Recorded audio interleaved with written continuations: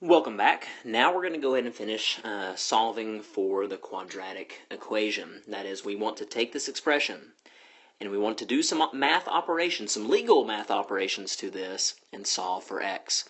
So of course, hopefully at this point you know that when you have a square, if we want to get rid of this square, we have to take the square root of both sides. So that's what we'll start by doing. We'll take the square root of both sides, and whatever you do to one side, you have to do to the other side. So we take the square root of both sides.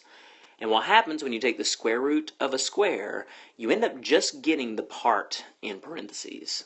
So what's left over is just x plus b over 2a.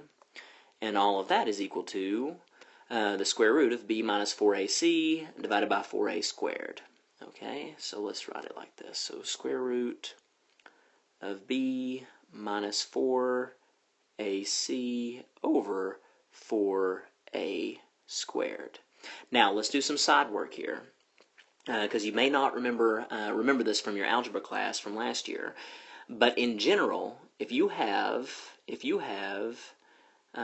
x over y, the square root of x over y, this is the same as taking the square root of x and the square root of y. That's supposed to be a y on the bottom there, of y. So using this general idea, that means if I have the square root of a fraction, that means I can take the square root of the top and the square root of the bottom. So let's do that.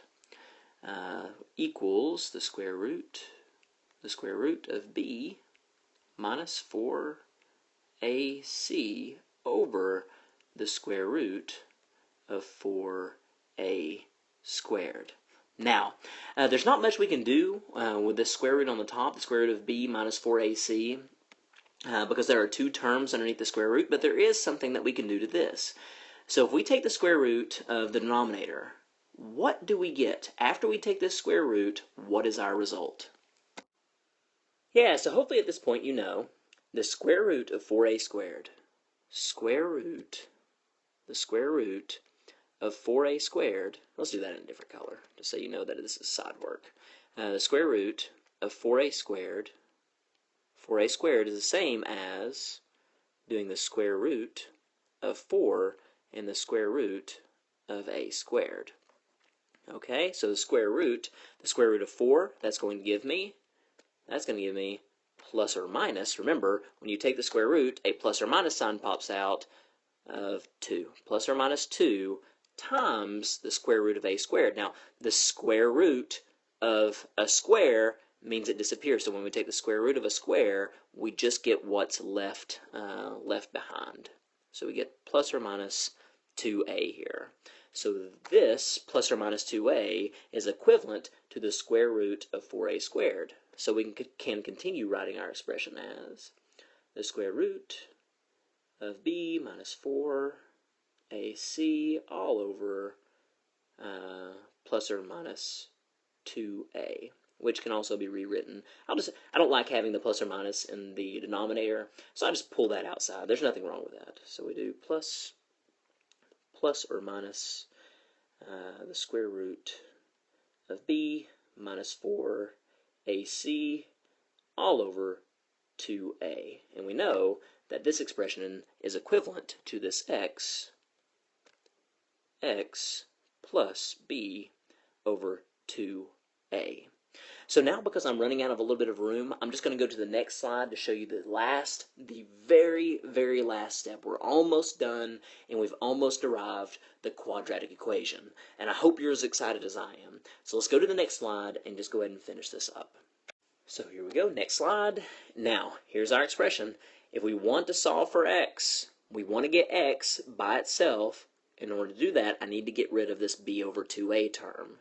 So to do that, I subtract b over 2a from both sides, subtract b over 2a, and we know on the left-hand side, b over 2a minus b over 2a, that just goes to 0, and I'm left with x is equal to negative b over 2a, negative b over 2a, and don't forget about your plus or minus sign, plus or minus the square root of b squared b squared minus 4ac all over 2a. Now, I want to pull these two terms together into one nice term so we can have a very pretty, very wonderful, very exciting equation that we can work with. So right now, we already have a common denominator. So all I have to do is just add the numerators, keep the denominator the same, and then we have x is equal to, so I do negative b plus or minus the square root. So negative b plus or minus the square root of b squared minus 4ac all over 2a. Remember, when we're adding or subtracting fractions, we don't change the denominator. The denominators have to be the same, but we don't add them. We keep it the same. So we get 2a. So this beauty is what we call the quadratic equation. Now, this is the quadratic equation. You're going to have this exact question on your next test, so make sure that you review this educating video and the last educating video, and make sure that you understand how to derive the quadratic equation by completing the square. But now I'm going to show you how to use this equation to solve quadratics, and it's going to be so easy. You're going to love it. You're going to be like, this is easy squeezy, lemon peasy. So let's go to a few examples, and we'll start working through these together. All right, thanks guys. Good job.